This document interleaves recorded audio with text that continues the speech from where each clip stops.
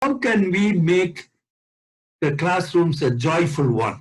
Joyful not only for students and also for teachers. That's very important. In a regular basis, every teacher should have that experience of aha moment in the classroom. That's very important for us. We are all human beings, and that is the encouragement we will get that will sustain our teaching. Okay, let us begin. As I said in the last meeting,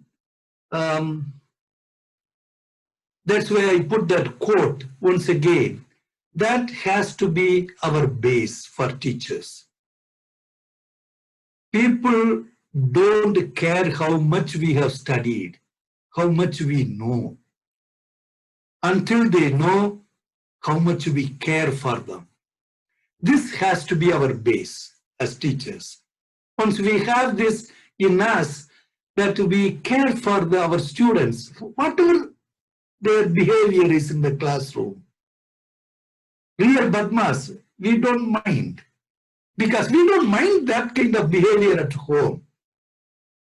But in the classroom, very often, unconsciously, we tend to become dictators.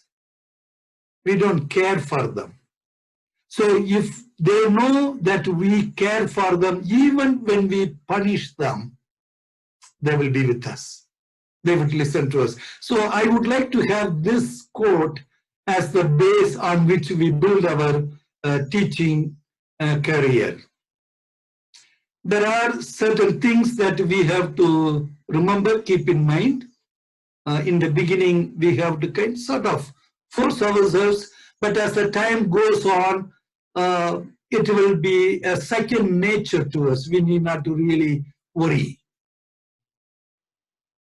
We have to keep in mind there are students who don't want to learn, but they are there because their parents have forced them. They don't want to learn, and they don't want to learn in our school because we are strict. We want them, we make them to work. So they are reluctant. There are also students who constantly do badmasi. They cannot keep quiet for 5 minutes. You punish them, send them out of the class, you call them back, you feel bad that they are standing outside, you call them back, within a minute, they will do again badmasi. There are students. In spite of these things, we can make our classrooms a joyful experience. Shape up or ship out is an old saying, can never be a quote for us. Not only in St. Xavier's, for any school. We don't want, we cannot have that as our principle. Either you shape up to what we say, work with us, otherwise you leave the school. I have heard it so often. That cannot be a good teacher's motto.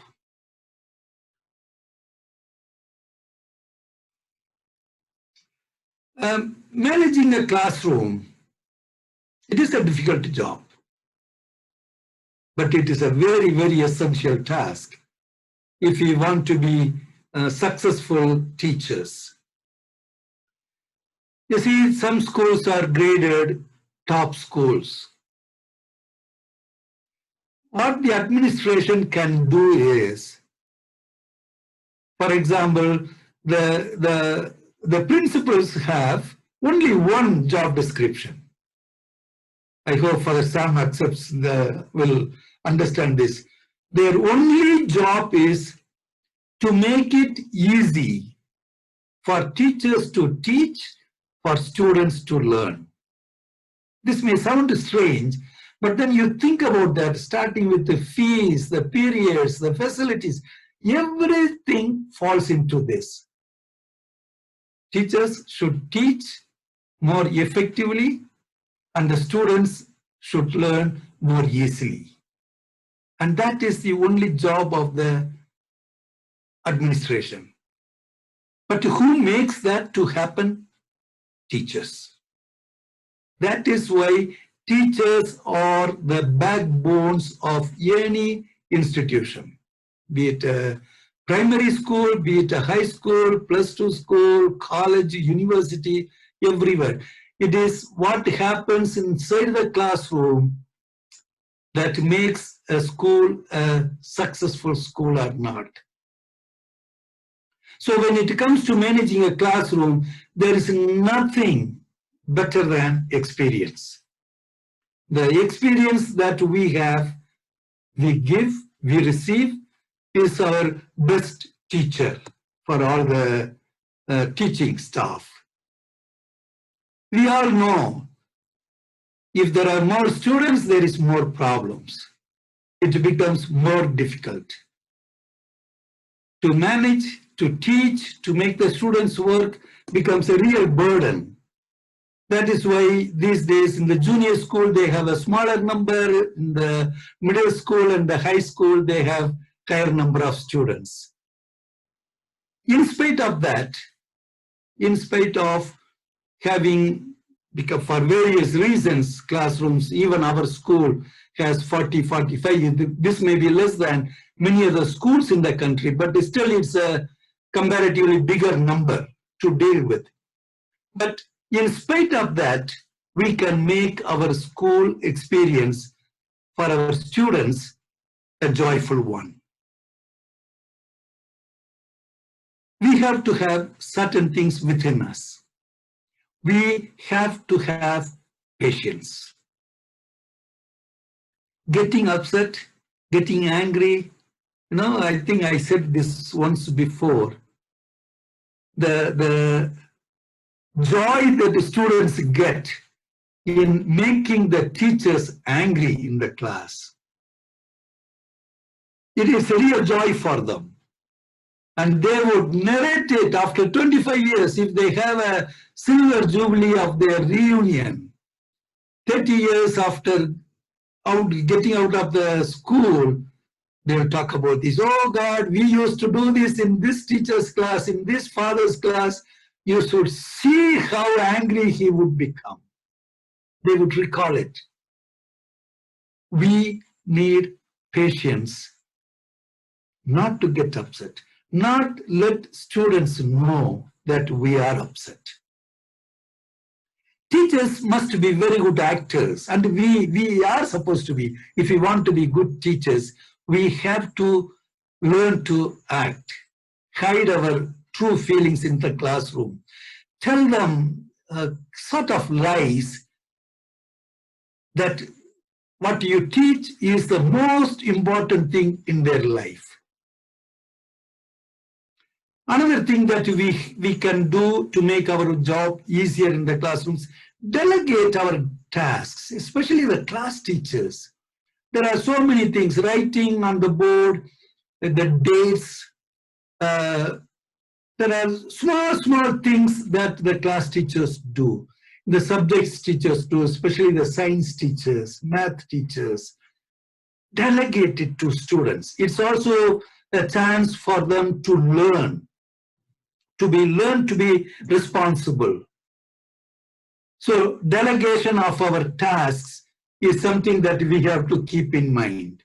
Other people might say, oh God, he is making the students work. Yes, we are making the students work so that they would be one group. They would cooperate with the class.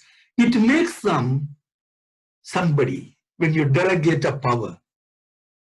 When you make somebody Beadle job in the classroom is not a big thing. It's a very tiny job, very little job description they have. But the joy that they get when they are appointed as Beadles, it's just beyond imagination for us. That is why we need the delegation of tasks. To make those 5, 6 boys every semester or every year feel that they are a part of the administration of the classroom.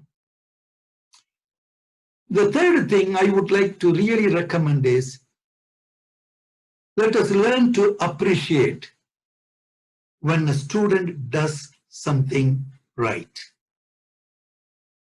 Let us be generous in appreciating them.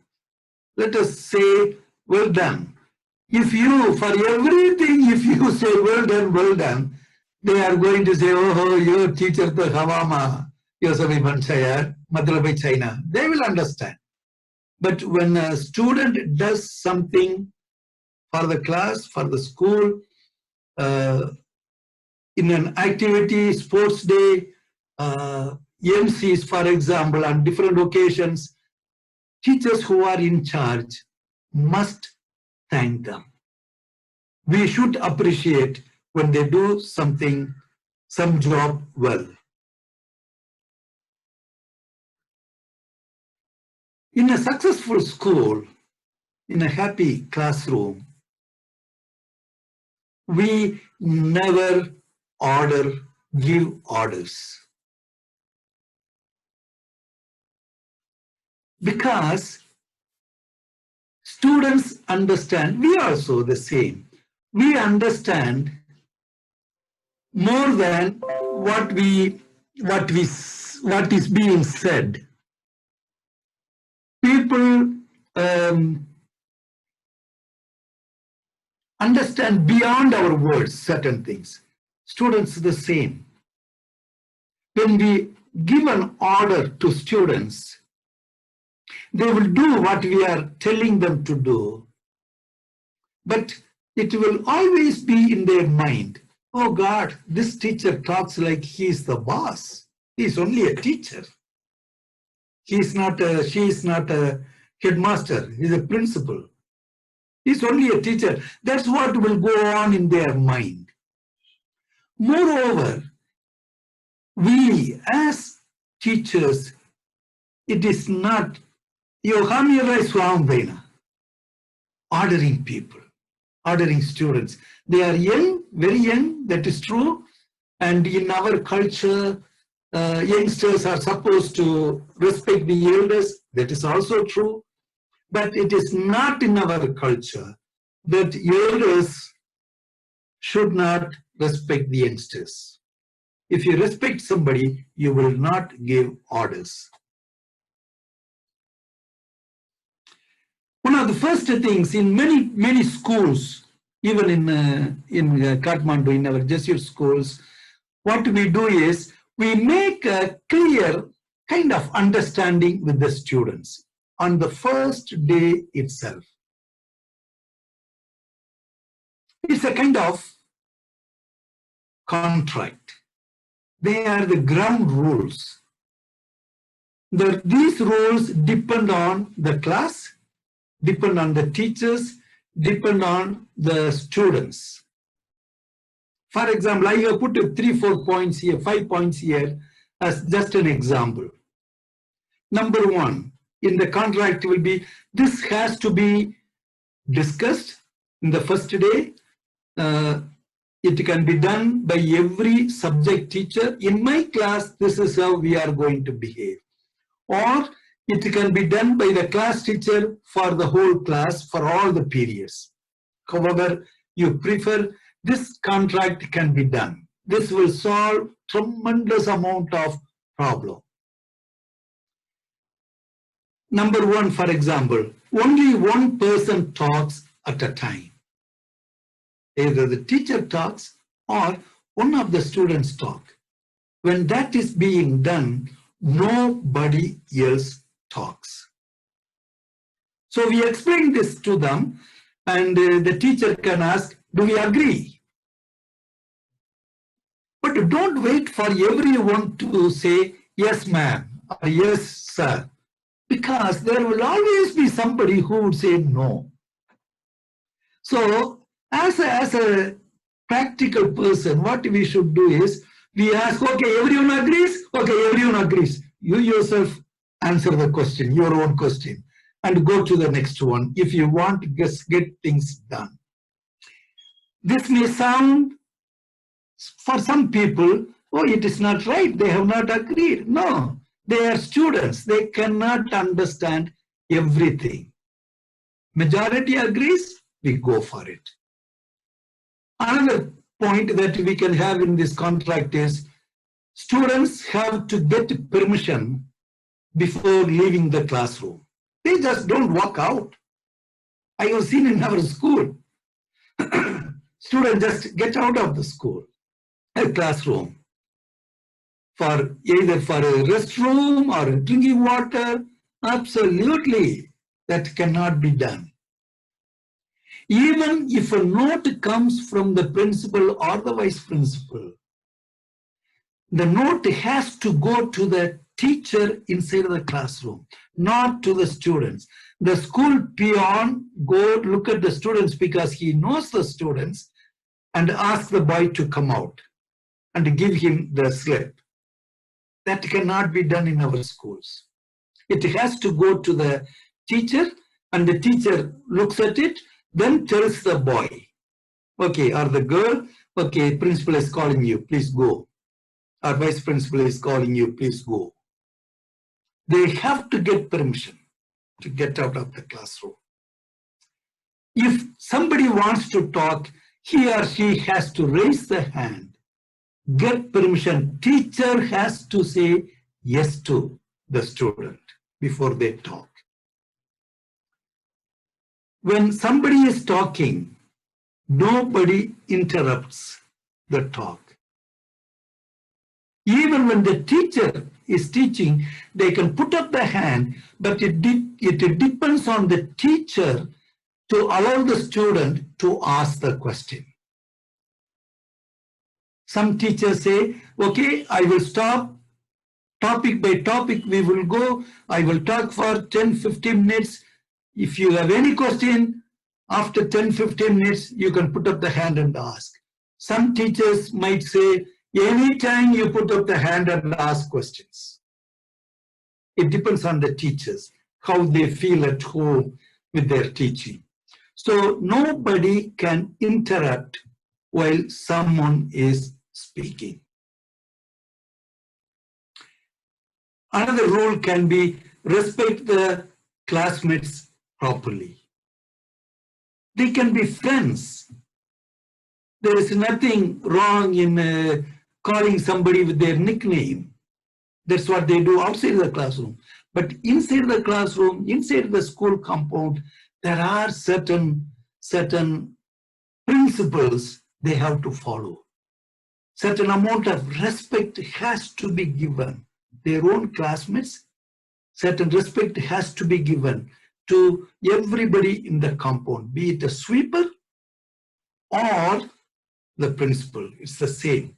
That respect has to be there. That's why I put the word properly.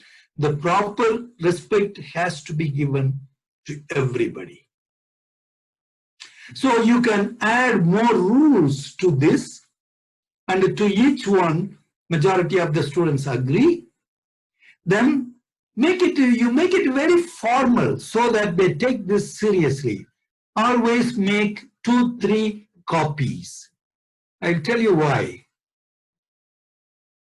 However we do, however we want to make the classroom really good, friendly, learning environment, at the back of our mind, we as teachers have to make sure that things are done.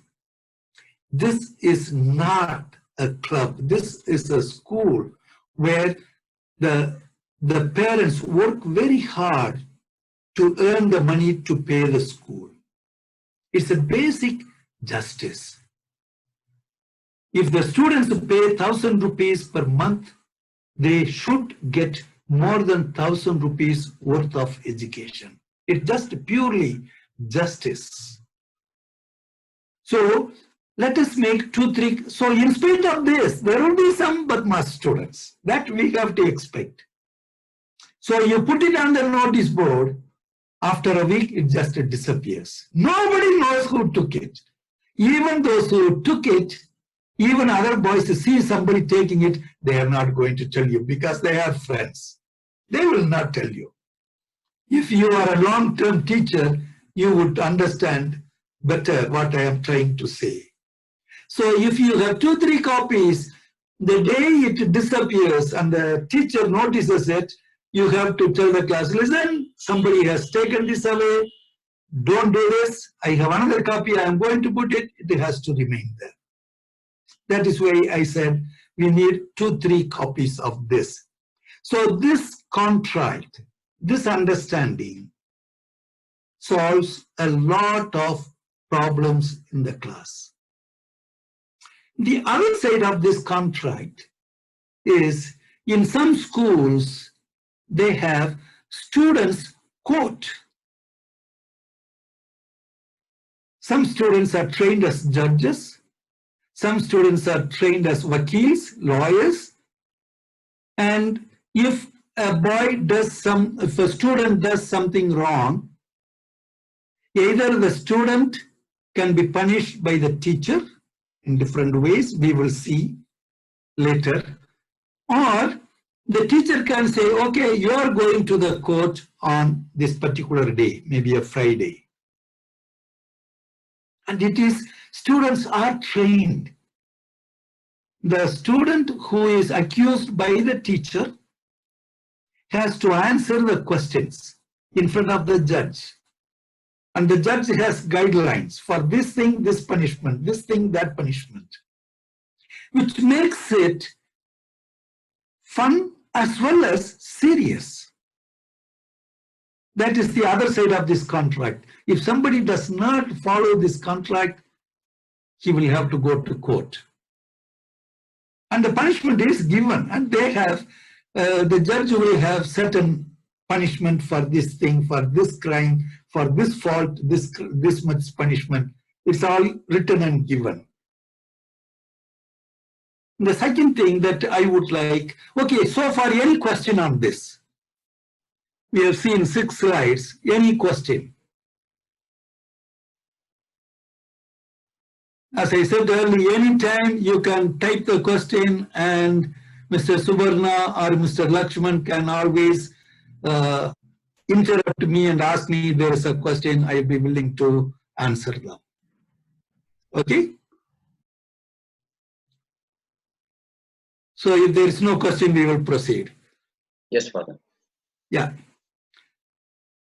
So establish for your subject a routine in the classroom. Students want to know what's going to happen in the classroom. If you are, for example, if you are a math teacher, what do you expect the students to do as soon as you enter the classroom? Okay, they have to get up, they have to greet you. That is taken for granted. Do you want the builders to collect the homework copies before you come in? Between the other teacher leaves before you come in? Because there is always a couple of minutes. You have to get out of your previous class and the teacher has to leave to her or his next classroom. There is always time. Does the builder collect those homework copies at that time? Or as soon as you come, you don't talk about homework. As you leave, the builder collects the copy books and gives it to you or takes it to the staff room. How should be done? Students should be aware of this. They would like to know. If you are an English teacher, for example, would you like them to take the books out and the dictionary open? I don't know, in our school, English department makes it dictionary is compulsory. They have to bring every day to the class, all the way from 1 onwards. Do we have different dictionaries? I am not aware of it. But if there is something the English teacher wants them to do, they should do it. They should know. If it is a math teacher, geometry box, should it be there on the desk or below the desk? So these are certain things. It is not difficult, but then in the beginning of the year, we tell them, during the year, a couple of times we remind them. That will make it easy for the students. Every school, schools in general, as well as every school has its own, their own culture. We should not replace them with industrial values. What do I mean? In industries, there will be a lot of shouting. That's more because because of the machines running. But in the schools, the environment is totally different. We have to, the only shouting we have to do is because the classroom is big, there are about 40 students, so we have to speak louder. We don't shout. Shouting at students, punishment to students have proved unsuccessful. It somehow, it takes them away from us. It has been found it is very ineffective. And now they have realized it is unacceptable legally.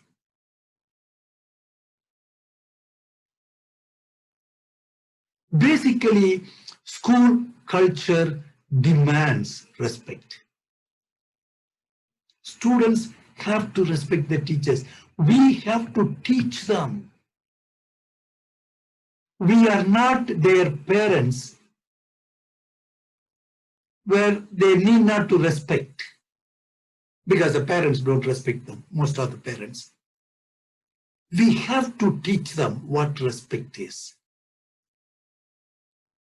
And we have to demand that they respect. In the junior school, they have to be reminded again and again. There are two ways of teaching them respect. One, reminding them, hey, when the teacher comes, you have to stand up. Don't you know that? Stand up.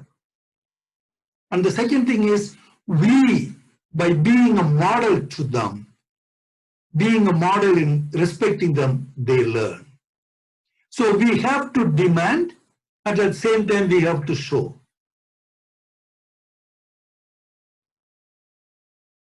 So there are certain guidelines. These are our simple things, simple guidelines. I have put about 18, I think. Sometimes some will work, sometimes some will not work. But these are general guidelines depending on the students and the teachers. Begin the class on time.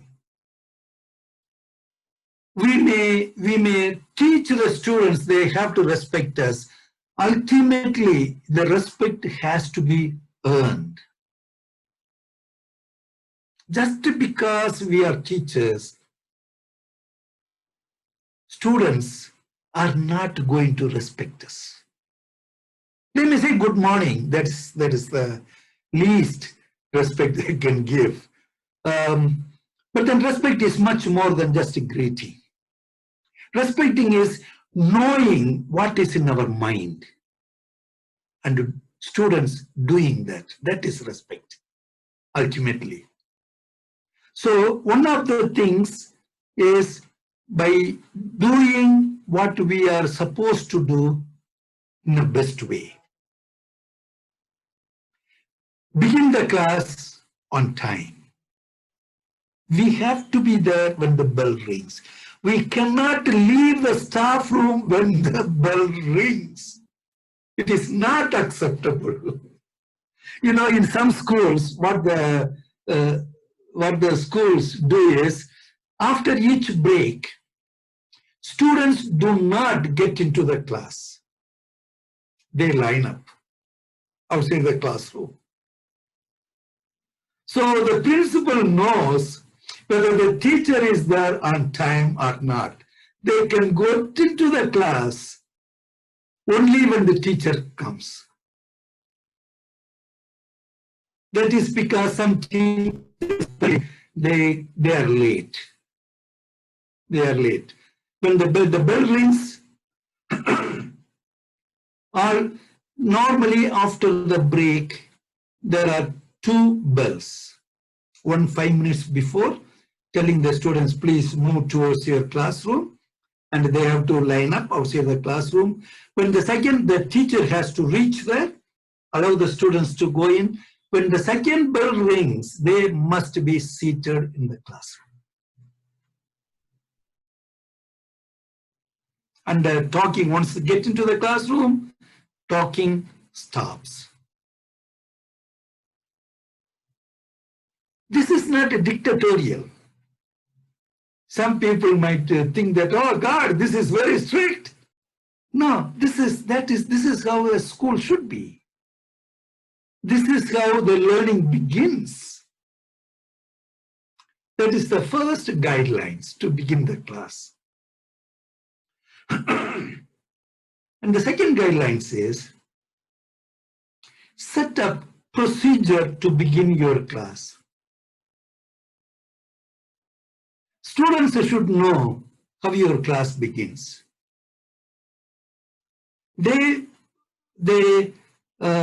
What they have to do, what they can keep on the desk. Not the desk is full of their textbooks and the bag and the geometry box and the maps and the atlas and the dictionary. No. They all should go under the desk. It makes it easy for them to work on.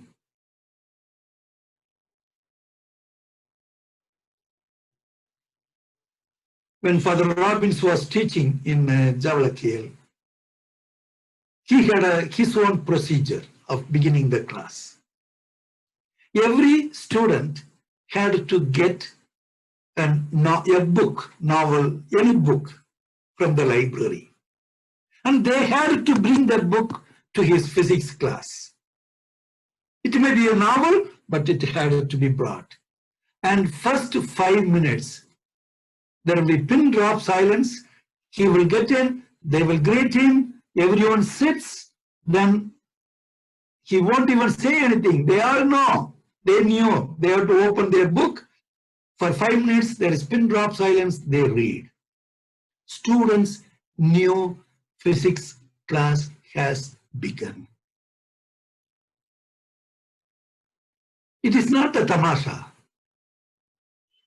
It is making them realize, okay, we are in a different class. They have to get ready. This is their way of getting ready for physics class. What kind of beginning of your class you want to have? You may not like to waste, kind of in quote, 5 minutes of your 40-minute period. That is fine. But then as you walk in, can you tell the students, okay, let us just quieten ourselves. You have had a 15 minutes break. Now I want you to sit down, close your eyes for a minute. Something to let the students know, now this is another activity, serious activity. What kind of procedure do I want to have in my class?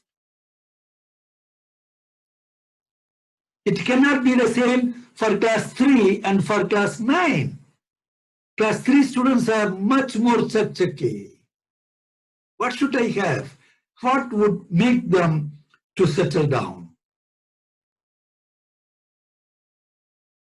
You know, it is all creativity. How do I find my students? How do I want to begin my class? Shouting, silence, silence, doesn't work.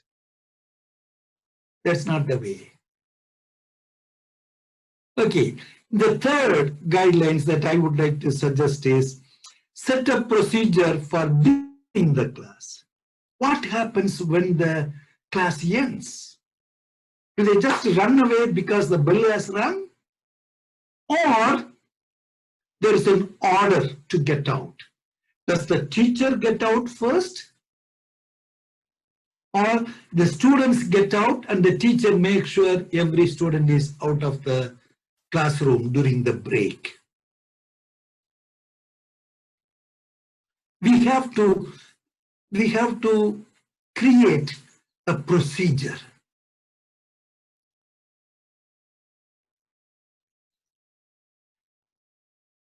Any question on these 3 guidelines? We have more to come. These are very, very simple things. It may sound kind of complicated, but if we really sit and think, they are simple, which helps the students to know, oh, it is so-and-so's class, I cannot do this. Or it is so-and-so's class, I cannot be late. I have to have my dictionary in my English class. Otherwise, this teacher will send me to the vice principal. They should know how we want to run our class.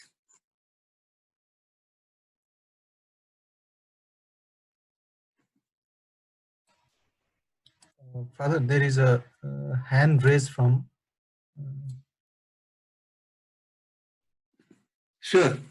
So please unmute yourself and then you can speak. Brahman. Father, Yeah. so whatever you are giving in between, we don't want to ask the questions because we want to continue this one. But after some time, can we have a question time also? No, sure, you can have it. Yeah, for that one. As I said, it depends on the individual teachers. Okay, Father. Okay. Yeah, some teachers want to finish a particular unit. Yeah. Then he or she wants to explain. That's fine, no problem. Yeah, Father. Because we have some questions in some categories, so that's why afterwards, after finishing your these chapters, then we will ask the questions. Yes, absolutely. Because I know some people, they don't want to be disturbed their flow of thought.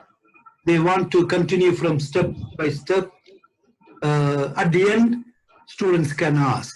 The only advantage of allowing the students to ask questions at any time is students do not have the habit of writing down the doubts as you teach, writing down the questions. They forget unless you teach them. As I teach, if you have any questions, please write it down. At the end of this particular unit, you can ask the questions. That has to be told to them. Okay? Okay, Father. Thank you. Yeah.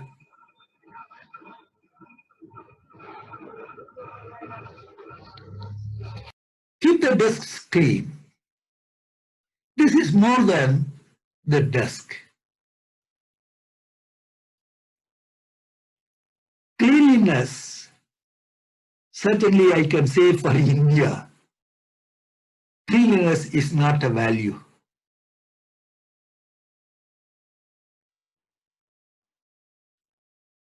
And it is true of Nepal. We will build a house spending 1.5 crores, 2 crores. We will throw the garbage through the window from outside, from the first floor. Just, it is not a value for us. Where it comes from, I just don't know. Starting from our temples, our schools, that is the culture. Dirtying the place. When we talk about cleanliness, there are two things. One, we don't dirty the place. We keep our desk clean. If a student has a locker, even there, things have to be kept neatly. In the classroom, if somebody else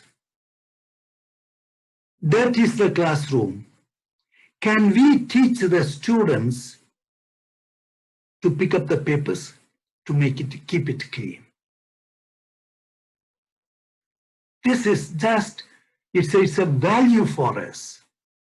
So to teach that value, the best way is begin with their own desk, their own under the seat. There are places where the class teacher walks into the class and it says, okay, look around your desk under the chair, pick up the papers, put it in the dustbin. every day. Class teachers do. It gives a certain self-respect when we keep the desks clean, our own area clean.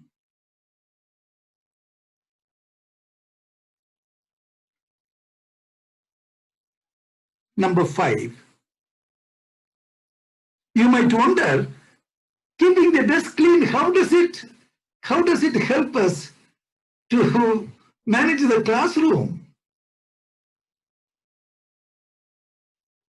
If the classroom is clean, I can tell you, students will not send paper arrows at their friends.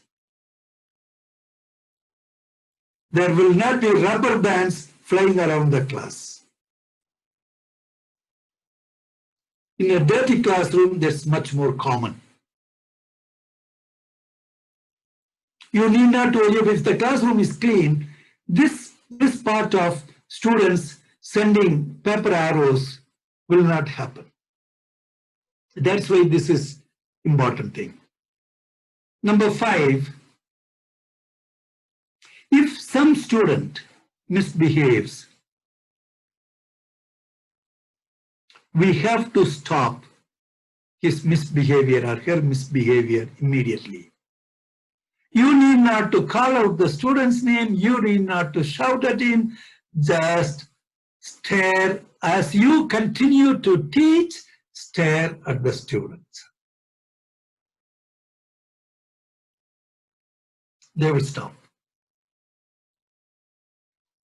Non-verbal communication is very, very effective.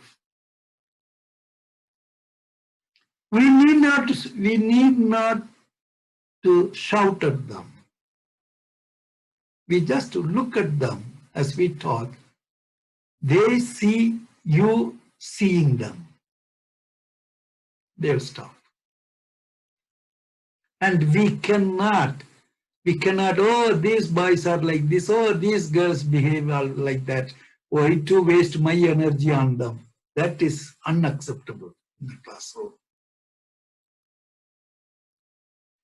We have to stop misbehavior immediately. Number 6, if the students move from one classroom to another classroom, for example, library, to and from library, or labs, to and from the lab, that has to be done quickly, that has to be done orderly. We have to give them very clear directions, guidelines. Where to go, how to go, what they will do. You know, it takes a lot of time if we are not careful. Junior schools side, teacher has to accompany the students. I know they do it, but then do we accompany them after the bell or 2-3 minutes before the bell rings? What kind of procedure we have?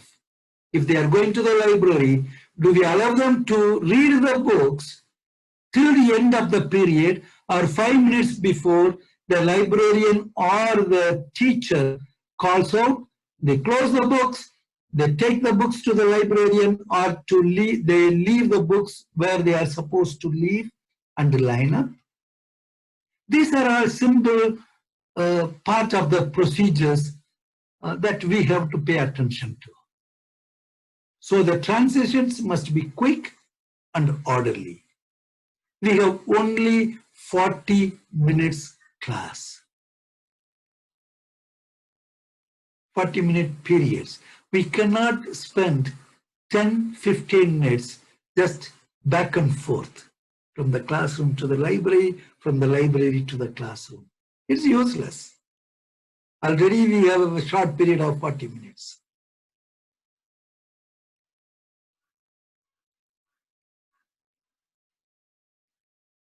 this is more for math teachers and science teachers.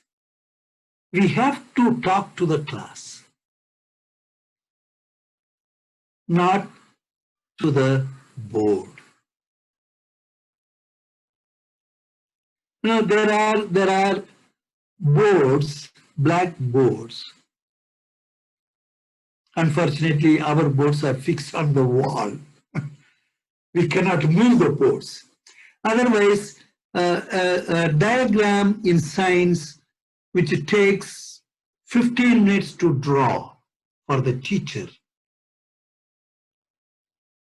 if he or she starts drawing on the blackboard in our setup, students are going to make noise and they are going to laugh at your drawing, because normally art teachers are not science teachers are not art teachers.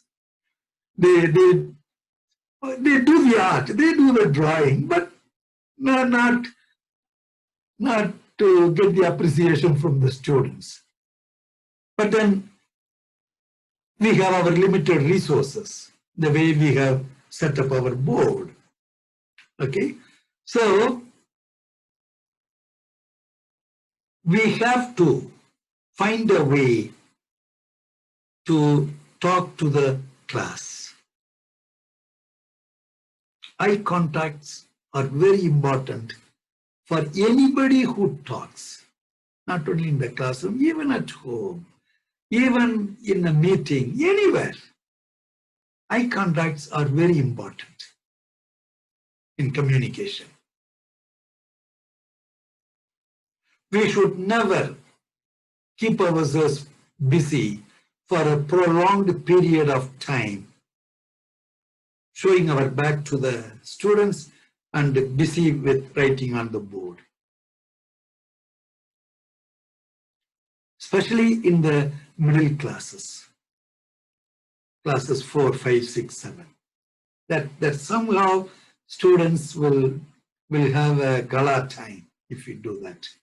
We would lose them. Number 8, be polite and demand politeness. We have to demand politeness. It's not only just the words, but even actions. We have to demand. And we also have to be, students are the best yapers. They imitate people. It's in their nature. That is one of the ways, God-given ways for them to learn. Yaping others, imitating others. So if they are going to see me doing some things which is not polite, they are going to exercise that unpoliteness, unpolite way of doing things. We have to demand cooperation politely. We should not be sarcastic to students. It's a sarcasm humiliates people. It's not a teaching culture. We should not be sarcastic. We tell them plainly, but politely.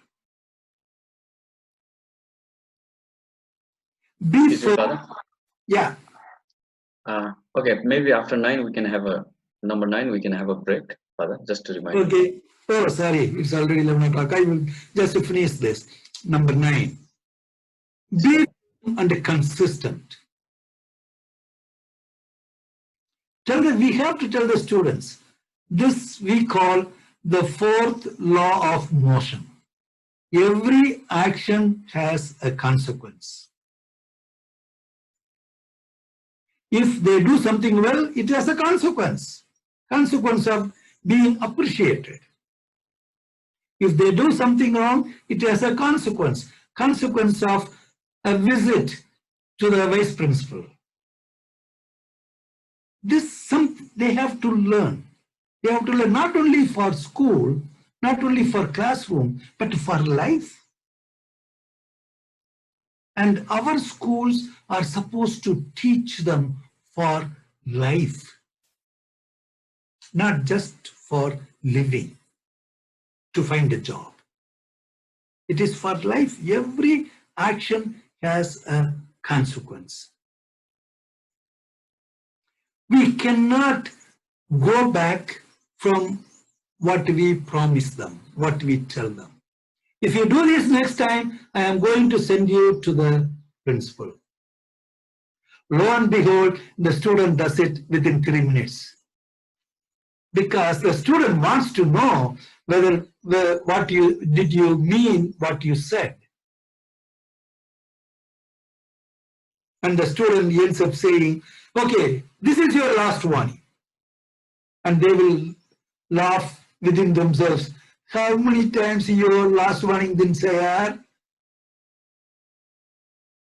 If we say something, we should do it, otherwise we should not say. Okay, let's take a break. 10 minutes, we'll be back by 11:15. Yes, Father. Super. Okay? Yes, Thank Father. you. Thank you, Father. Thank you. So the 9th guidelines have to be firm and consistent. If a student breaks a rule, okay, we warn them. Sometimes I have heard from teachers, frustration, they say it. How many times to warn you? How many times to correct you? Please remember, Jesuit education is very much based on repetition. We have to repeat. We have to revise what we taught. We have to repeat what we tell them. And that is applied even to the rules. Our students, even in class 12, they are still young. They have to be told, retold. That is, students learn through repetition. There are very few people who hear once, who see once, and they learn. But most of them normally learn after hearing more than once. So if a student breaks a rule, we have to warn them again and again. That's just part of teaching.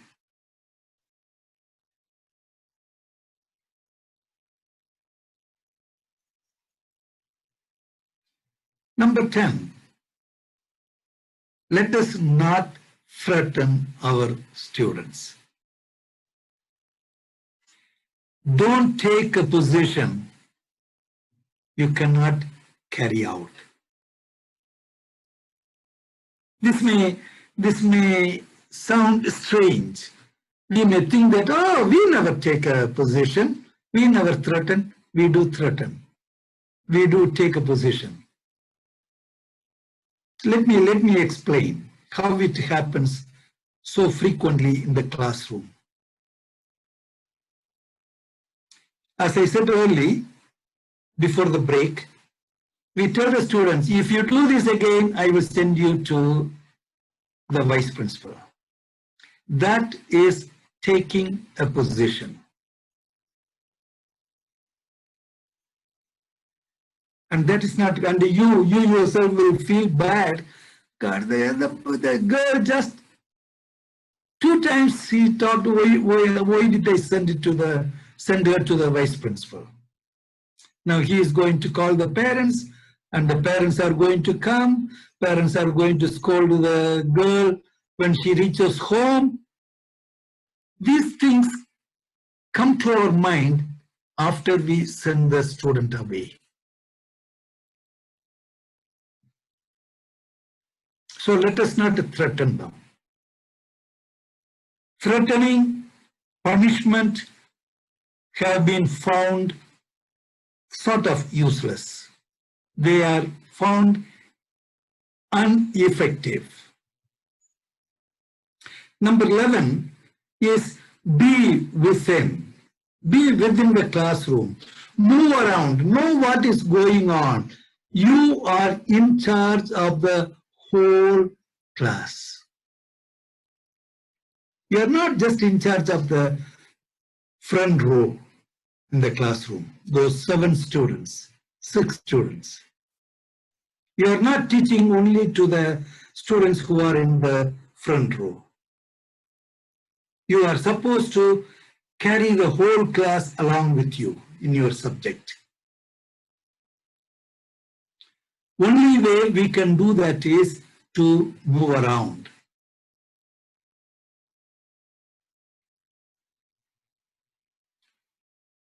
One teacher on feet is better than 10 teachers on seats. Sometimes we are all human beings. Sometimes we don't feel, we feel sick. There are some times it happens. You know, once I talked about biorhythm. Every one of us have these physical critical days. Men and women have those 3-4 days a month, more or less a month, where we feel terribly tired. Even when we don't do anything, we feel tired because we are in a cyclic situation in our body where we naturally feel weak. Let us become aware of that. Let us be aware of the fact that, oh, today I feel tired, today I feel emotional, I am in emotional critical day, so I will get easily annoyed, angry. So let me be aware of it. In spite of that, and when we really feel okay, can we move around the classroom? It is an art. Many people kind of get glued to their chair and table. Many people get glued to the blackboard. They have to keep on writing, some people. Some people have to lean on their table and teach. And the excuse is, oh, when I am in front, I can see the whole class. That is the excuse they have. But that cannot replace the effectivity of moving around the classroom. Just walking around as you talk. You know the topic. Even if you have to look at the books, still it is better to move around.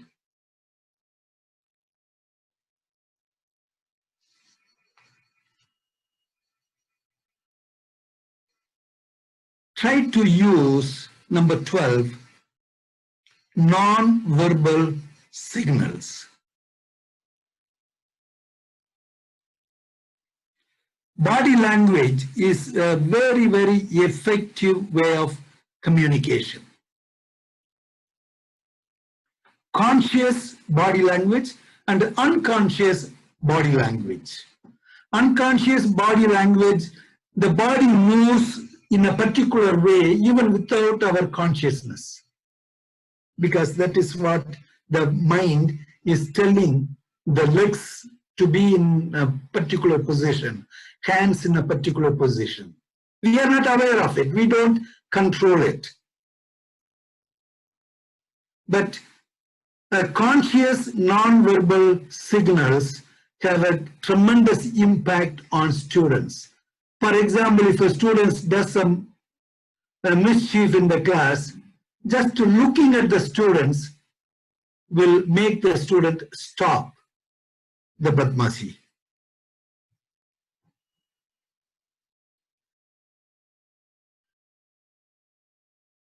Number 13, be helpful.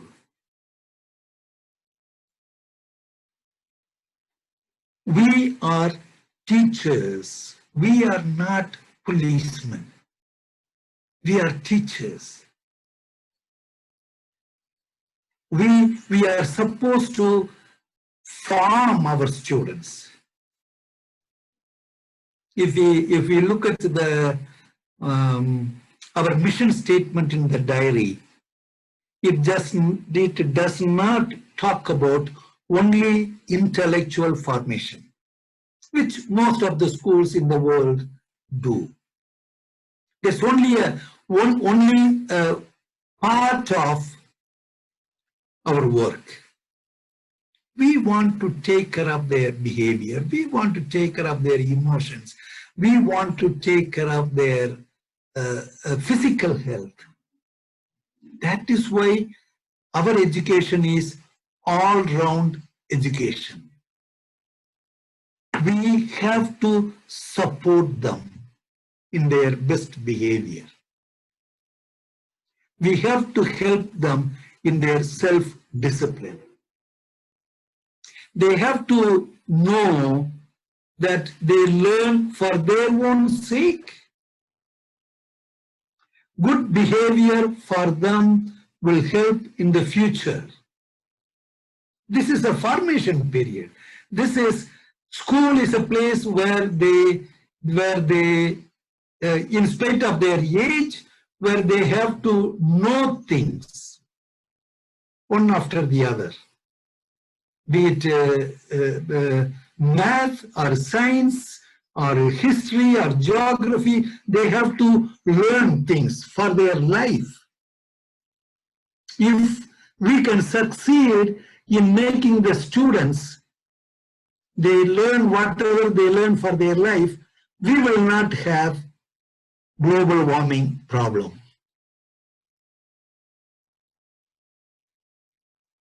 There is global warming in the world because we missed this basic principle of education, that education is for their life. Okay, so let us be helpful in whatever way we can be. Even when they make mistake, let us be helpful. How can we help them to get out of their mistake? Once again, either shape up or ship out cannot be our guiding principle.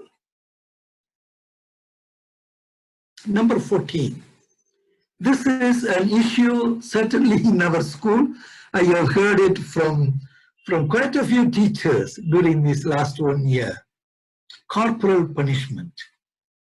You know, we have more outstanding students in our school standing outside the classroom than any other school I have seen. It is not right. It does not work. It does not work. The students get out of the classroom and they look into the classroom through the window and they communicate with the students inside. They disturb more students. Corporal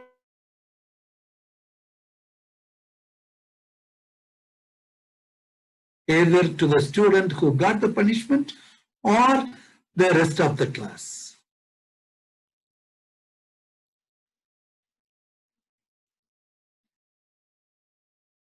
Number 15, let us plan our lessons well. Let us try to be creative. Okay, what activity can I have for this particular topic? All the topics may not or need not have activities. But in the junior school, as you come down, you have to have more activities. Just an example I will give you for junior school, for example. Suppose you are teaching tree, let us say in class 1, there's a lesson in Nepali on tree. What kind of activity can we have for the tree? Just think about it. What kind of activity a class 1 teacher can have on tree? Because the topic, what they are going to learn, spend their period today and tomorrow and the day after, next 3 days, is on tree. What can they have? A creative teacher, what can he or she do? She can assign different parts of the tree to different students. Let's say take 10 students. Ask for volunteers. Okay, you are the trunk, you are the roots, you are the main root, you are the side roots, you are the leaves, you are the fruit, you are the buds, you are the flowers. What we see on a tree, just that part can be assigned to different students. And those students at home, they write down 3-4 sentences just on that particular part. Leaves. Okay, write 5 sentences on leaves and come. Next day, all the students are called to the front of the class, and starting from 1, they start just repeating class 1. Please don't forget class 1, 6-year-olds. They are going to say, I am the trunk. I am the one who holds the whole tree. It is through me food and water gets into the branches. That's all they need to say. At the end of those 10 students repeating the different parts, they will know what a tree is. They will never forget, because they have been a part of it, part of the whole class. Every class can have some sort of activity, and that depends on the creativity of the teachers. And we should be creative as the time goes on. The last 3 points in this: use verbal reprimands with care. You know, once words come out of your mouth, you cannot take it back. It's gone. So we should avoid certain verbal reprimands, like nagging somebody, one student, again and again and again and again. This happens because the student said something about the teacher, and the teacher started disliking. So teacher wants to show he or she is the boss of the class, so keeps on nagging. Ridiculing statements, sarcastic statements. These things do not help. Absolutely, they don't help. They separate you from the students. They take you away from the students. Calm, firm reprimands must be the rule that we follow. When you send somebody to the vice principal, you need not be angry. Get out of my class and go to the vice principal. No. You can very calmly, you can say, listen, this is what you have done, and I have told you many, many times. I have warned you many, many times. You don't seem to listen. Please go and get a chit from the vice principal. That will be a reminder for the student. God, the teacher has told me so many times, still I did not listen to her. Now I have to go to the vice principal and explain the whole thing. So a calm and firm reprimand must be our rule. Number 17, always set a good example. We are all models for the students to learn from. This is very important for us. We are models, whether we like it or not, in every way, including the way we dress. So important. Students are going to imitate us, and they do imitate. We have to develop a sense of humor. Humor is not being a joker, please understand. I will give you an example. During the Second World War, one man openly said, Churchill is a fool, because he explained he has led us into this war, this, that. So he was arrested because he called Churchill a fool. Churchill was the Prime Minister of England. So this, when the newspapers published this, so-and-so is arrested because he called the Prime Minister a fool, it became a big issue in the Parliament, House of Commons. So the MP started saying, this is not a dictatorship. How can he be arrested for calling the Prime Minister a fool?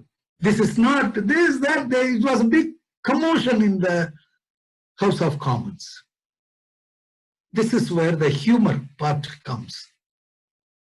After all the commotion, Churchill gets up and says, the man was arrested not because he called me I am a fool, but he is arrested because he let out a state secret. I don't know how many of you can understand this. It was a known fact that Churchill was not intelligent, but only we knew it, other people did not know. So Churchill, in a very humorous way, he said he was arrested because this man let out a state secret. We cannot take things always very seriously. Even when students fight, two students fight, we have to have some humorous way of solving their problem, taking the lighter side of events. The last one is always be proactive, not reactive. In life, whenever we face an issue, naturally we are offered two options. Either you fight or flight. Fight or flight are the two options that come in front of us whenever we are faced with a problem. That need not be the options for teachers. We need not to fight with them, with the situation. We need not to run away from the situation. We have to try to understand why such a behavior happens in the classroom. Why is it whenever I leave the classroom, there is students making a lot of noise? Are they happy that I am leaving? Or I was such a dictator in the class, they were kind of suppressing their own desire to be themselves? Why is it? So we have to try to understand why such a behavior happens in my class. Only that knowledge will give an inspiration for us how to help the students.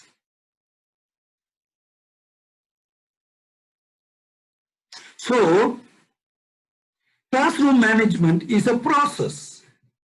It is not a textbook lab experiment. You do this will happen. You do this, that will happen. No, it's a process. And it is a process that demands inner attitudinal change. There will be a change within us. There has to be a change. And that will come out in the classroom, the way we deal with the students, we deal with our co-teachers. It's an art teachers are expected to excel into. Many teachers are asked to leave schools not because they don't know the subject matter, but because they don't know how to manage the classroom. Many teachers all over the world, not just here, all over the world, this is a fact. It's an art that we have to excel into. And if the school or the class teacher or subject teacher involves the parents, it is a great help. One of the main reasons of the parents' involvement is what we tell the students will be retold at home by the parents. So parents' involvement really, how can we involve them? And I know vice principals and the principals do call the parents whenever there is something serious, something that we find ourselves not succeeding in the implementation of certain rules in certain students, then we call the parents. So I would like to end this particular section with the same quote. People don't care how much we know until we know how much we are cared by our teachers. Okay, any question on this 18 guidelines that I have talked about? Any question? Good morning, Father. Good morning. Father, could you please explain once again this sentence? Please don't care how much you know until they know how much you care. Okay, oh, sure.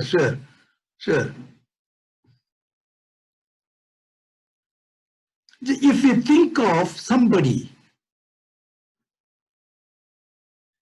whom we really care about, let's take, most of us, we care about our parents, most of us. Most of us care about our friends. Other people, we don't really care. We care about them only because we know that they care about us. We have experienced again and again, year after year, we have experienced their care for us. If something happens to us, they are there to support us. If something happens, we can be sure that if I give a call to my friend, he will be there. That is what this sentence means. We have to know how much other people care for us. And it is the other way also. Other people will accept us if they know we care for them. The students don't care whether we have double MA, triple MA, we have a PhD, we have 30 years of teaching experience, they don't care. But if they know that we are there for them, if we care for them, we are ready to do anything for their welfare, then they will say, oh God, this teacher, she knows everything. She is for us. I tell you, they will stand for you even against the school. Once they know you care for them, they will stand by you.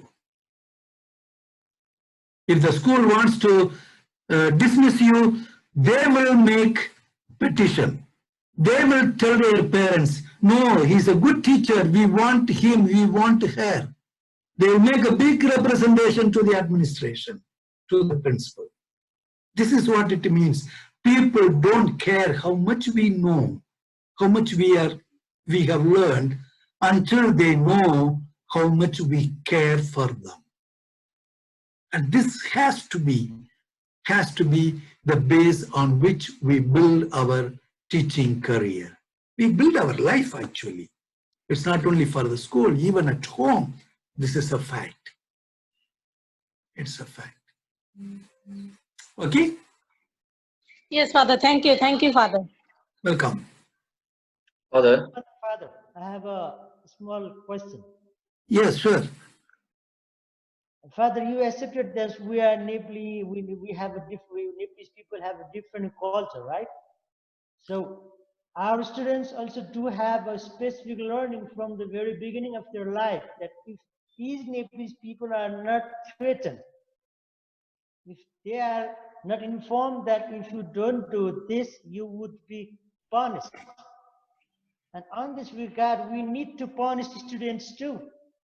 So without punishing or without threatening our Nepalese students, as far as my personal experience, they won't become, or they won't, they are not willing to accept our instructions.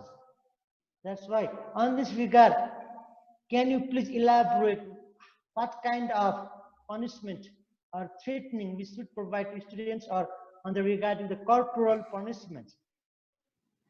I would like to know more about the corporal punishment, Father. Okay.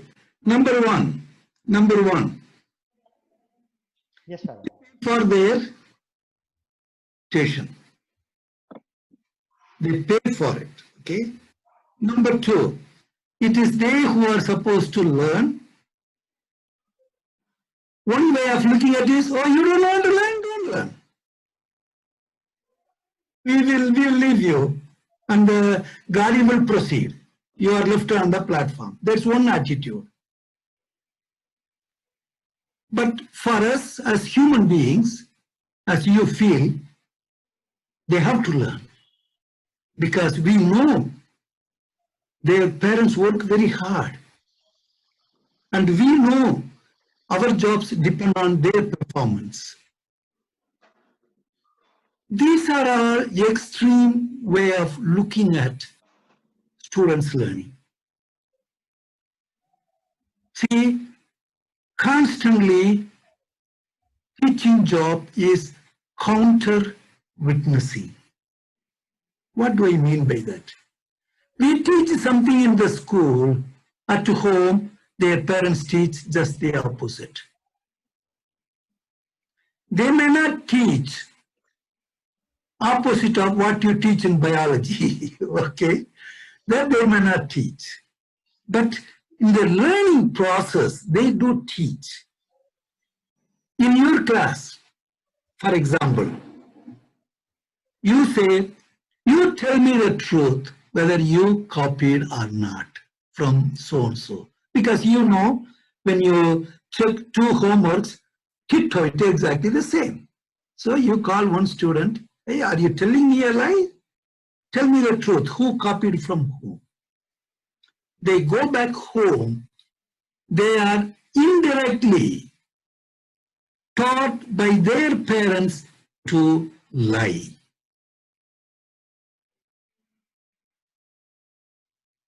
These are realities that we have. Very true, Father. Yes, these are realities in human life, all over. Our job is to help the students to learn. Can we spend some time, if we are really having a student or a group of students, they are not interested in learning, can we spend time talking to them as a teacher who is concerned about their development. It is in every Jesuit university in the world, every student has a guide, study guide. Even today, we have a university in Boston which has probably 25,000 students. All the 25,000 students each one has a study guide. Primarily to convince the students what subject they should choose and why they should study well. After a test, the grades go to the guide, and the guide calls the student and talks to him or her. Hey, why is it performance is not good? Or to tell a student, hey, you have done very well, please keep it up. It's good for you. This is just a part of our teaching. But very often, I am not pointing out at you, Mr. Vivek, very often we because of our family background, our cultural background, we have got into this mentality, what the elders say youngsters should do. They have no choice. No explanation is given why they should do. It's a cultural problem for us. Can we change that in our classrooms, in our schools? Can we explain, hey, listen, this is already 3 months are over, you are not doing very well during these 3 months. If you continue with this, you are going to flunk, you are going to waste your money, you are going to waste 1 year of your life. It is not worth it. Why don't you try? Then the students would say, sir, when you say this, I don't really follow. Or he might say, like some of the present ministers told me when they were student leaders, we once a month, 1 month before the exams, we go to Bagh Bazaar, buy the guides, we memorize. We come out, we will take the distinction, Father. Why to the rest of the year we spend in politics? That's what a couple of them told me, who are ministers. How can we make our students, it is worth learning? And that is where we make a difference. We don't make a difference in the life of a student by teaching what we teach, but we make a difference in the lives of the students by teaching how we teach. The concern that we have. That is why I want this quote to be our base. Can we show some concern for them? Can we care for them? If we care for them, if the school cares for them, if the teachers care for them, lot of discipline problems will disappear. They will study. They have to be convinced studying mathematics, their whole life depends on learning mathematics. Their whole life depends on learning English. Every teacher has to say his or her subject is the subject in the world. His or her life, the student's life, based on this. How can I convince them? The first period each year we should spend talking about the importance of our subject, the importance of you teaching the subject to them. 3 people may teach biology to the same student. But then even in the biology, even 3 parts, your part is much more important. You should convince them. They will study. Easiest way to get them in your side, to learn your subject, is to show concern for them. I know, very strict. We had a teacher in Javalakil, Mr. Nanda Thapa, who was a teacher for Mr. Lakshman. Very strict chemistry teacher. Very strict. But boys all, even today, they love him. they would learn. Am I right, Lakshman? Yes, Father. It is because he would know after the class, during the class, he is there for them. He would talk very nicely, but when it comes to chemistry, they had to learn. Can we think of ways, how can I show my concern, my care for the students? Our whole life is based on that. Not only as a teacher, but as a parent at home, as a friend with our friendship circle. It all depends on this, how much care we show to others. Then we are accepted. When we are accepted, our behaviors are accepted. And our behavior will change to the why we never do anything against our friends. It's a very common thing. Now I have to go, we fight with our parents to be with our friends. Okay? So if we can, punishment is the last resource. Extreme. Otherwise, our life has to be based on care and concern. School life. The days are gone when we can go around with a cane in the hand. The principal would walk very sternly. There have been Jesuits who will carry a cane inside their dress. They will wear the cassock in their arm, under the dress, there will be a cane. And they had no mercy in beating up the boys. But the time has changed. Our children are much more mature now. Even when they come to school, they are much more matured. We had to struggle in class 1. We were 4.5 years old at the time in class 1. We had to struggle. We didn't know what was going on. But now class 1, you say once, they know it. I remember I being corrected by a class 2 boy in Godavari in 1976. Father, that is wrong. This is how it should say. He corrected me in Nepali. So how can we get their support for us to be with us? Punishment will naturally disappear. Okay?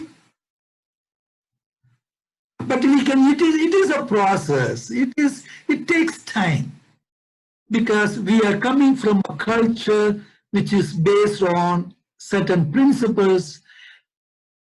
Once upon a time it was okay, but it is not valid anymore. Absolutely, it is not valid. We have to reshape. We have to practice at home. How do we deal with our children? Do we make them do things separately? Meals time. Do we ask them to eat separately? Or we want to eat together? Meals time is one of the best time to create bonds with people. It's very important. That is why class picnics can really bring the class together. Rather than dividing them into small groups. Okay, you guys go there, you go there, you go there. Can we have all the 40, 45 together during picnic time? How much we care, they have to know. And we have to care for them. It's not just acting. We have to sincerely care for them. Things will change. And it changes. That has been my experience. That's what I said. No, once they know, once the class knows you are for them, they will stand by you. As a class, they will go to the principal to support you. As a school, student body, they will stand with the school whenever there is a necessity. If they can be made to realize that the school is for us. And we are for them, but somehow we don't make them to become aware of that. We are caught up with our own cultural way of doing things. As I said, elders must be expected. Yes, yes. So we demand respect from them, but at the same time, our culture does not say elders should not respect the youngsters. But that is how very often we interpret. Okay? Yes, Father. Thank you.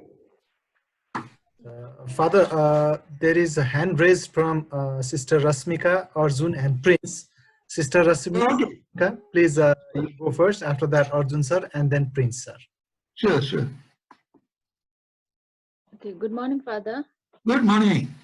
Yes, Father, like you gave so many guidelines, and I want to just ask question or this one clarification or suggestion from number 4. No, that you said, as you said, that keep desk clean, enforce the rule of clean desk, and as you said, it is not only limited with the desk, but with the cleanliness as a whole. And last year what I observed is that, like in the classroom, our students, they tear the pages after reminding or after telling them,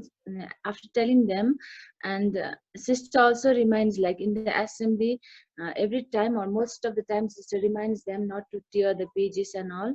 But like after telling them in the classroom or in the assembly, our students, they tear the pages, lots of paper, like at the end of the year or like in the middle of the year, like their copies will be very thin. And like our school, I really appreciate that our school, like is that our school, like all of the students and the parents and outsiders, and we as we teachers also are aware that our school area is a free plastic zone, and children are very aware of that, and they do not bring all the plastic, whatever plastics and anything out of like plastic things they don't bring, and they know that, they are aware of that. Like similarly, if the school administration, they also if, like in that similarly, if they like tell or inform, like if the same thing it comes from the school administration, or like they will listen more, I think so.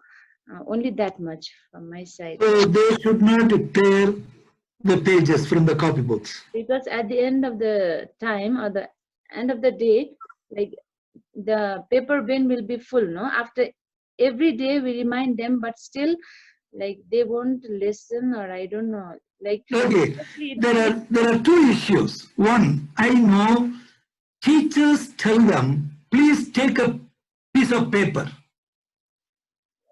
Teachers give some work in the classroom. For that, they want them to do it on a piece of paper. yeah. So they go to copybooks to tear. This is common in our schools. I'm sure it is common in Godavari also. And the second thing is, so if this thing happens, if the teachers want, sometimes they want to have a dictation suddenly, and they want it on a piece of paper so that it's easy for them to carry. In such situations, what is done in some schools is they have a separate copy called a rough copy, only 10 pages. So different teachers can ask them, okay, take a piece of paper. They will go to that particular copy to tear the page. That's a common copy for them. Yes, ma'am. Every student has one copy in the beginning of the year called rough copy. Yeah. But what you are saying is dustbin gets filled. Yes. So it can get filled if they do something what they are not supposed to do.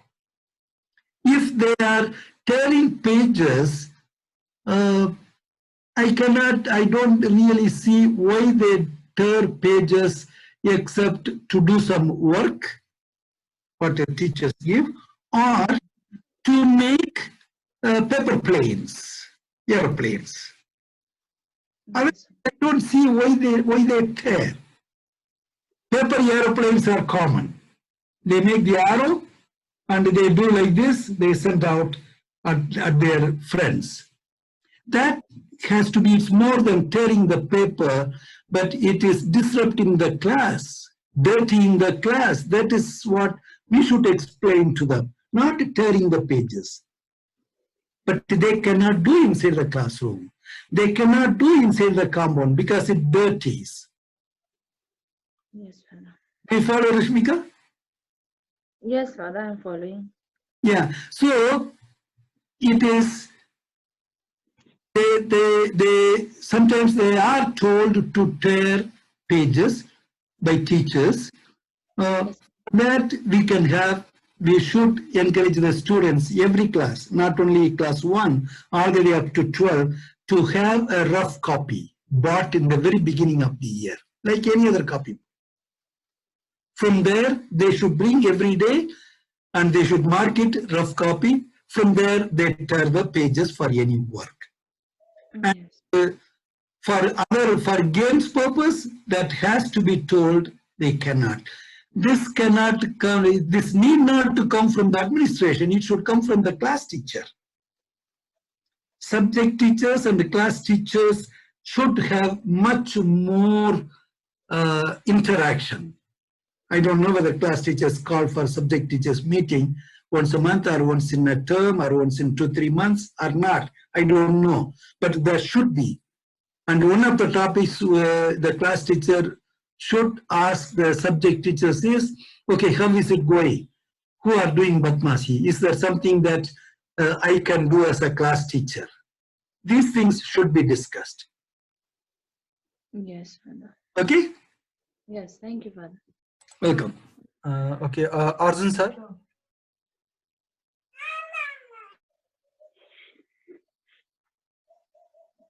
Arjun sir, please unmute yourself and speak. Good afternoon, Father. Good afternoon. Thanks for reminding us that Father, can you hear me, Father? I can. Can you hear me, Father? I can. Yes. Because there is some disturbance in the internet line. Yes, Father, actually, in seniors, you have to deal with the students who are in a teenager, most of them. So whatever the guidelines that you have explained, actually, yes, we also realize that rather than putting pressure on them or giving corporal punishment, like the motivation is one of the factor which can really help them to obey all the rules and the regulation or the code of conduct or protocol that we set in classroom as well as in school. So Father, can you highlight something about like the motivation that how a teacher can play a major role to motivate, and can you elaborate some techniques which can help us to motivate them and inspire them to go according to our system or the teacher's expectation, Father? If you look at your screen, your monitor, student management, the number 1 is unmotivated, reluctant learners. That would be next topic. I have given on the slides just 3 things that we can do. What I will do is, because today we cannot have it, it's already 12:10.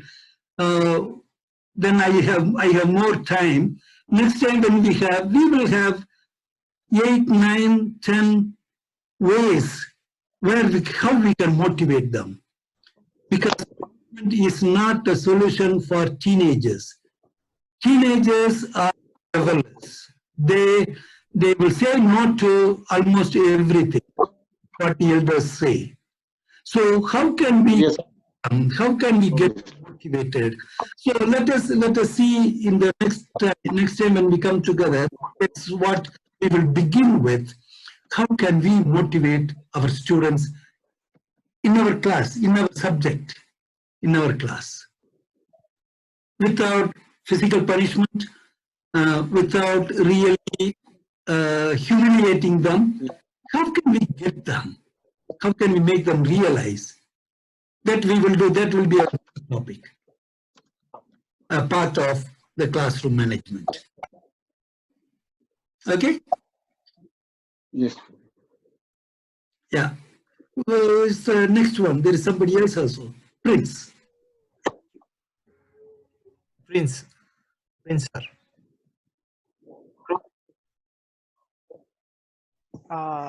Father, Yes. okay, thank you for the tips for today. It was very beneficial. I want to ask something to you about the tips to be with the students who have attitude problem mainly because they don't want to listen to us, and though we consult them, but they do not listen to us mainly because attitude problem is growing on. Can you give some tips towards how we can be with the students who have attitude problem?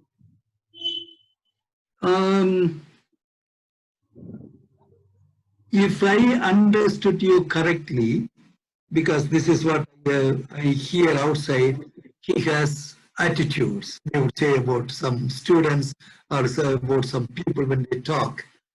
If it is they don't listen to you because they think they are better than you, that is what people mean when they say he has or she has attitude.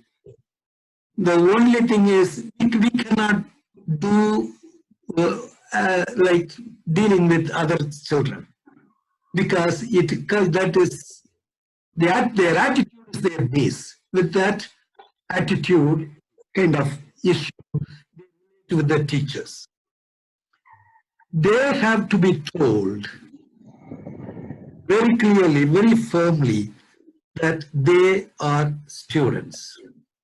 Their father may be the chief minister or the that is outside this company. We have to tell them. We have to tell them nicely, without raising your voice, very clearly. Here you are a student. If you don't like me, I have no problem. Then you have to get this work done. That is number one. This message has to get into their buddhi. Number two, once we even telling this to them, we have to be nice. We have to repeat. Please remember, repetition is Jesuit, a core aspect of Jesuit education. Revision, repetition. We have to have. So we have to repeat even the rules. When they do something, you cannot just leave them, oh, he has attitude problem, I don't want to even talk to him or her. We cannot leave that. We have to make use of that for our own benefit. So we have to call that particular student, hey, listen, this is what the rule is, this is what I had asked you, this is what you have not done, but I am not going to, you have not done this last 3-4 times, I am not going to tell the vice principal or the principal this time, but next time if this happens, I will be forced to inform the school administration. And they are going to call your parents. Kind of high thread is necessary to deal with students who have attitude problem. There's no other way. There's no other way. Some students do behave not because they are from a very high family or very influential family or from a rich family. They are at the bottom of every area you can think of. So they want you to know he's the boss because nobody else can say these things to. Other people will put him or her in his or her place. So poor Prince, sir, poor St. Xavier School, What can they do? They can't do anything. My grandfather is the dada of this whole area. He will Sundays, gundas, where school wouldn't dare to dismiss me. There are students who think like that. So for them, we have to also kind of mildly threaten. If you do this, continue to this, this is what will happen, and we should do this. One of the points that I had talked about is we cannot threaten them in vain. If you tell them something, you should execute that action. If the student does this again, if you tell him or her, send you to the principal, we should send him or her to the principal. Attitude problem is an issue in some cases, but they are very few, but there are. It is not, it is somewhere else, but in the institution you will have a few handful of them with attitude problem. So to put it in a short form, let us demand the minimum from them first. Second thing, let us take time to talk to them, what their responsibilities are.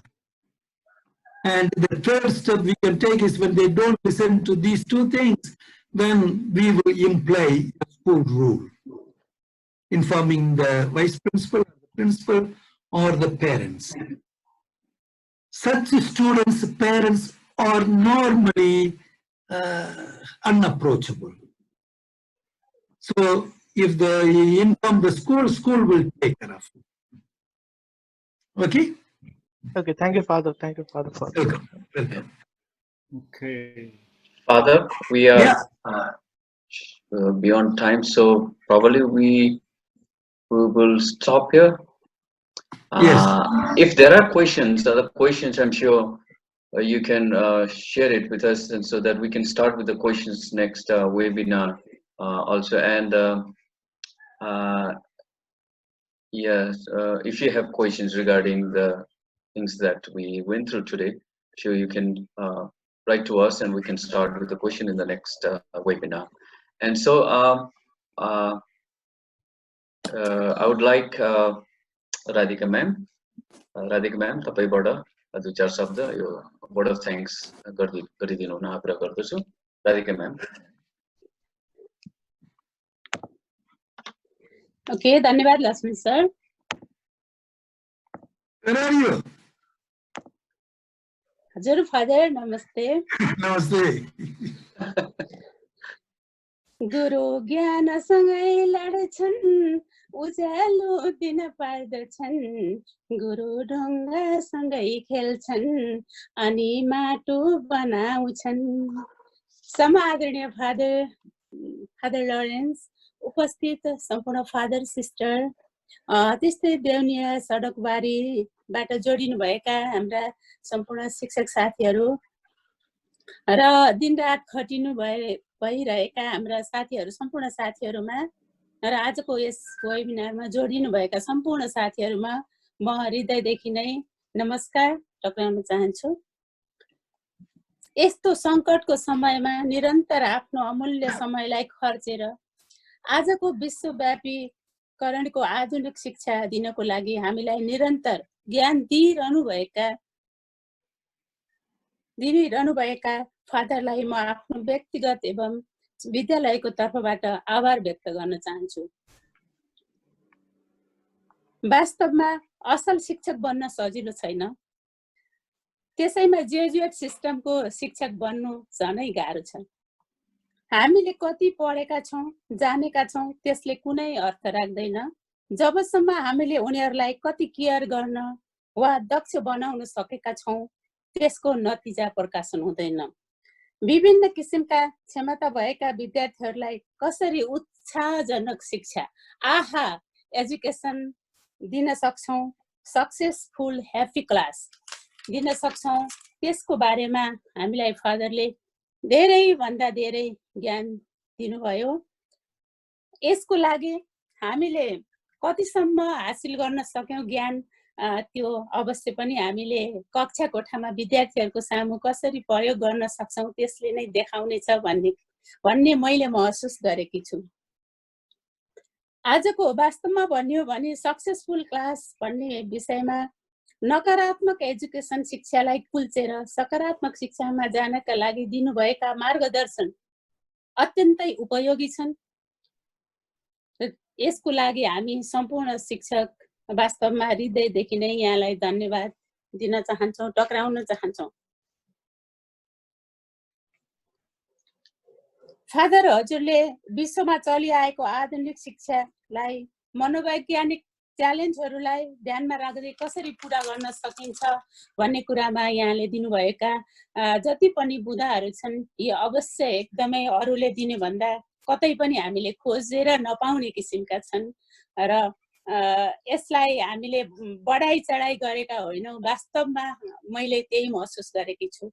हामीले धेरै वर्ष पढायौं, हामीले यति पढेका छौं भनेर हामीले गफ त गर्न सक्छौं, तर हामी कक्षा कोठामा विद्यार्थीहरूसँग कसरी प्रस्तुत भएका छौं, उनीहरूले हामीलाई के सिकाएका छन्, हामीले के सिकेका छौं र हामीले उनीहरूबाट कतिको सम्मानित छौं भन्ने कुरा ठूलो आजको चुनौतीको विषय हुन आएको छ।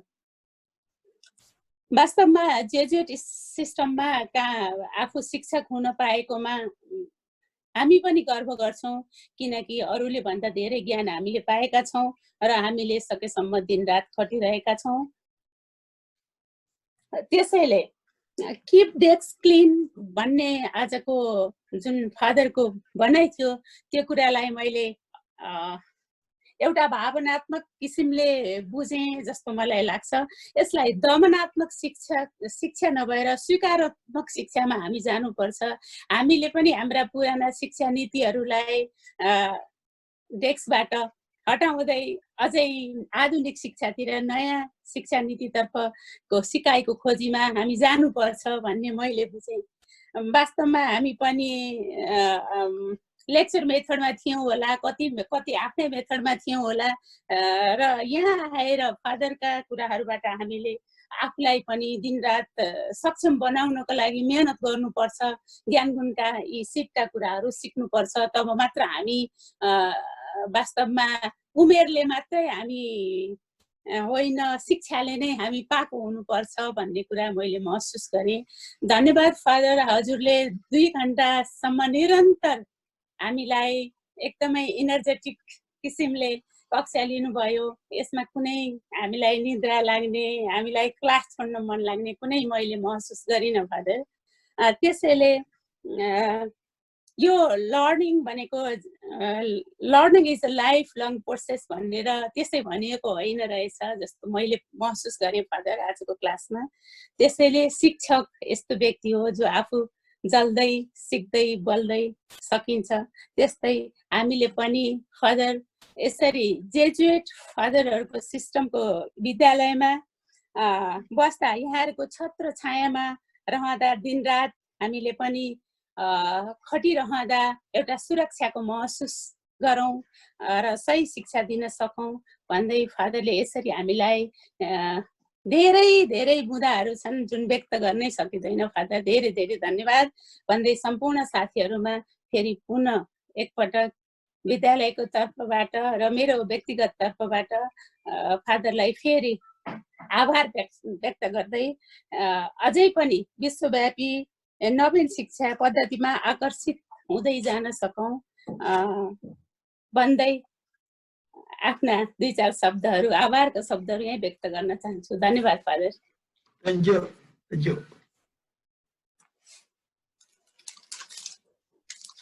Lakshman sir, you are muted. Thank you, Radhika ma'am, for the vote of thanks. And I'm sorry, Milan sir, please forgive me. I will make sure that I put your question next time in the next webinar. And Subarna sir, make sure you remind me. I'm getting old. Okay, so and others also, if you have questions, please write to us, and we'll put it forth in the next meeting, and we'll discuss about it because we are way behind schedule. But it was a very wonderful webinar. Okay.